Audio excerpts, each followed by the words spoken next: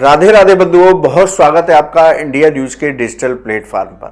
बंधुओं, इस वीडियो में हम बात करेंगे ज्येष्ठ मास के शुक्ल पक्ष की एकादशी इस साल 6 तारीख को मनाना शुभ होगा या 7 तारीख को। साथ ही बताएंगे कि ये एकादशी क्यों बेहद खास है, इस एकादशी पर क्या संयोग बन रहे हैं, इस एकादशी पर हमें क्या दान करना चाहिए और किन बातों का विशेष ध्यान रखना चाहिए।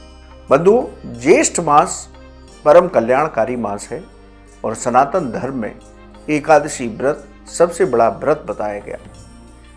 प्रत्येक महीने में 2 एकादशी के व्रत होते हैं, एक कृष्ण पक्ष में, दूसरा शुक्ल पक्ष में। इन एकादशी के नाम भी अलग अलग होते हैं, इनकी कथाएं भी अलग अलग होती हैं और इनसे मिलने वाले फल भी अलग अलग होते हैं। ज्येष्ठ मास के शुक्ल पक्ष की एकादशी 24 एकादशी में सबसे बड़ी एकादशी कही जाती है, क्योंकि इस एकादशी का नाम है निर्जला एकादशी व्रत। बंधुओं, जैसा कि नाम से स्पष्ट है, निर्जल यानी कि बिना जल के, यानी कि इस एकादशी में यदि आप जल का को भी ग्रहण न करें और 24 घंटे का एकादशी का व्रत रखें तो शास्त्र कहते हैं कि पूरे 24 एकादशी का फल सिर्फ एक निर्जला एकादशी का व्रत करने से साधक को प्राप्त हो जाता है।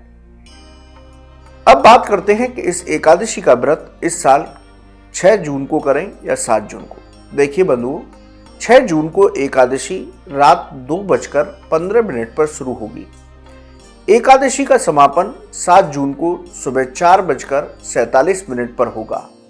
इसलिए जो लोग स्मार्त संप्रदाय से हैं वो 6 जून को निर्जला एकादशी का व्रत रखें तो उनके लिए शुभ होगा।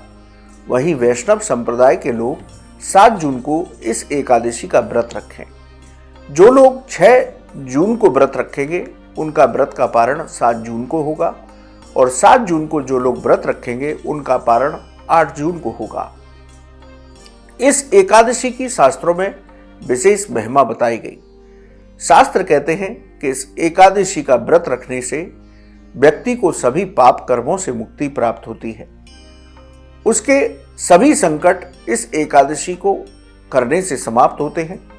व्यक्ति अपने जीवन में दैहिक, दैविक और भौतिक सभी सुखों को प्राप्त करता है। इस एकादशी का व्रत करने से उसको मोक्ष की प्राप्ति होती है, भगवान के श्री चरणों में स्थान प्राप्त होता है, वैकुंठ लोक में स्थान प्राप्त होता है।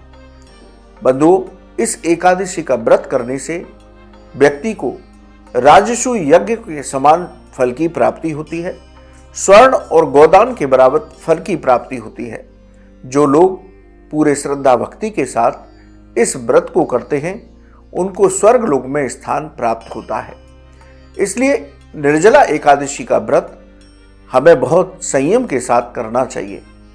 यदि आप निर्जल रह करके इस एकादशी का व्रत नहीं भी कर पाते तब भी इस एकादशी का व्रत अवश्य रहना चाहिए, जिसमें आप तरल पदार्थों का सेवन करें, शास्त्र के मुताबिक ऋतु फलों का सेवन करें तो आपको भी उत्तम फलों की प्राप्ति होगी।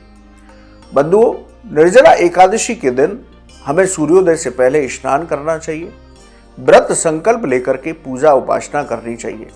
निर्जला एकादशी के दिन हमें भगवान लक्ष्मी नारायण, यदि आपके यहाँ शालिग्राम शिला है, उसका पूजन और भगवान श्री राधा कृष्ण का पूजन विशेष रूप से करना चाहिए। आप इन सभी श्री विग्रह का पंचामृत से स्नान कराएं। स्नान कराने के बाद चंदन लगाएं, सुगंधित फूलों से उनका श्रृंगार करें, ऋतु फलों का भोग लगाएं, भोग में तुलसी पत्र अर्पित करें। यह इस बात को विशेष ध्यान रखें और उसके बाद आरती करें। आरती करने के बाद साष्टांग प्रणाम करते हुए पूजा में हुई गलतियों के लिए क्षमा याचना करें। फिर आसन पर बैठ करके ओम नमो भगवते वासुदेवाय इस मंत्र की कम से कम 1 माला जप करें। यह समय है तो विष्णु सहस्त्रनाम, गोपाल सहस्त्रनाम, विष्णु चालीसा, लक्ष्मी चालीसा, तुलसी चालीसा, राधा चालीसा, कृष्ण चालीसा, इन सब के भी पाठ आप कर सकते हैं और पूरा दिन बहुत संयमित रह करके शांत मन से आप व्यतीत करें। शाम के समय भगवान की पुनः आरती करें और तुलसी जी के पास घी का दीपक जलाएं। तुलसी जी के सानिध्य में ही बैठ करके ओम नमो भगवते वासुदेवाय इस मंत्र की एक माला अवश्य जप कीजिए। इस तरह से हमें एकादशी का व्रत पारण करना चाहिए। यदि संभव हो तो रात्रि में आप जागरण कर सकते हैं।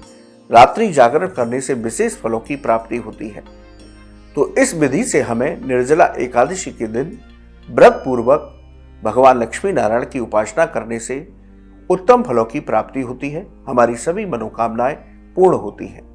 बंधुओं, एकादशी के दिन चाहे आप व्रत रखें या न रखें, तब भी कुछ नियमों का पालन, आप सनातन धर्म के अनुयायी हैं तो आपको अवश्य करना चाहिए।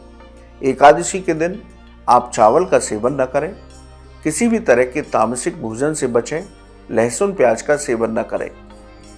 इसके साथ आप एकादशी व्रत के दिन बाल और नाखून न काटें, ब्रह्मचर्य का पालन करें, घर में क्लेश के वातावरण से बचें, बड़ों का अपमान न करें। इन बातों का हमें विशेष ध्यान रखना चाहिए। इस एकादशी पर दान की बहुत महिमा है। इस एकादशी के दिन हमें अपनी सामर्थ्य के अनुसार अन्न, वस्त्र, ऋतुफल, गौ, जल, शैया, सुंदर आसन, कमंडल, छाता, जूता, चप्पल दान करने चाहिए।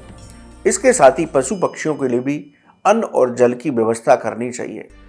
जो अपनी सामर्थ्य के अनुसार इस एकादशी पर दान करते हैं उनको अक्षय पुण्य की प्राप्ति होती है। तो एकादशी के दिन आप अपनी सामर्थ्य के अनुसार दान भी अवश्य कीजिए। बंधुओं, यदि आप स्मार्त संप्रदाय से हैं तो 6 तारीख को व्रत रखें निर्जला एकादशी का, और वैष्णव संप्रदाय से हैं तो 7 जून को विधि विधान के साथ निर्जला एकादशी का व्रत अवश्य कीजिए। बंधुओं, आपको ये वीडियो कैसा लगा आप हमारे कमेंट बॉक्स में लिखें। यह ज्योतिष और धर्म से संबंधित कोई भी सवाल हो तो आप हमारे कमेंट बॉक्स में लिखिए, हम उसका जवाब अवश्य देंगे। आप हमारे चैनल पर जुड़े, आपका बहुत बहुत धन्यवाद। राधे राधे।